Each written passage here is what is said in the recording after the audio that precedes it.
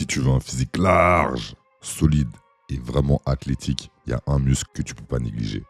C'est les épaules. Les épaules, c'est ce qui va donner à ton corps cette forme de V. C'est ce qui va te permettre de farm n'importe où tu iras en débardeur, comme Trunks dans DBZ. C'est pas pour rien s'il en loupait pas une pour se mettre en débardeur. C'est parce que ses épaules étaient trop boostées. Et moi, quand j'ai commencé la musculation, j'avais 0 épaules. Mes clavicules étaient pas spécialement larges. J'avais aucun avantage génétique. Mes épaules, elles étaient éclatées au sol. Donc j'ai compris très vite que si je voulais avoir un physique large, il fallait que je charbonne mes épaules comme jamais. Et c'est ce que j'ai fait. J'ai travaillé dur pour développer mes épaules et ça a fini par payer. Et dans cette vidéo, je vais t'expliquer exactement comment je suis passé d'un bouc skinny, sans épaules, à un vrai yarga solide, avec des épaules larges. Et tout ça, naturellement. Mais surtout, je vais vous montrer un cheat code que quasiment personne n'utilise pour développer la largeur des épaules. Si vous voulez vraiment élargir votre physique, regardez bien la suite. Avant toute chose, commençons par un peu d'anatomie. Les épaules, souvent appelées les deltoïdes,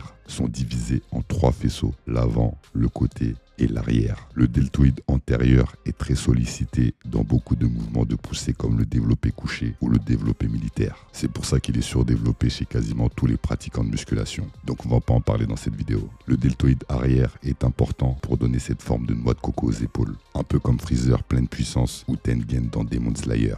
Et le deltoïde latéral, lui, c'est le plus important, les gars. C'est le GOAT de tous les muscles, car c'est celui qui est responsable de la largeur des épaules. C'est grâce à lui que vous aurez des épaules larges. Donc si, comme moi, vous avez les clavicules pas très longues, vous devez matraquer cette zone au maximum. Vous devez les bosser jusqu'à ne plus pouvoir lever les bras, les gars. Mentalité large. Comme vous le savez tous, le meilleur exercice pour développer cette partie, c'est les élévations latérales. Sur ça, je vous apprends rien. Mais même si c'est un excellent exercice pour développer le deltoïde latéral, il s'agit de le faire correctement, mes gars. Et il y a 4 erreurs que beaucoup de personnes font avec cet exercice. Et ces erreurs ralentissent la progression et augmentent le risque de blessure. La première erreur concerne ce qu'on appelle le profil de résistance ZER. En gros, chaque exercice possède un profil de résistance. Ça correspond à la manière dont un exercice sollicite votre muscle pendant le mouvement. Il y a d'un côté les exercices à forte tension de contraction et de l'autre les exercices à forte tension d'étirement. Pour développer un muscle au maximum et mettre toutes les chances de votre côté, vous devez utiliser des exercices à forte tension de contraction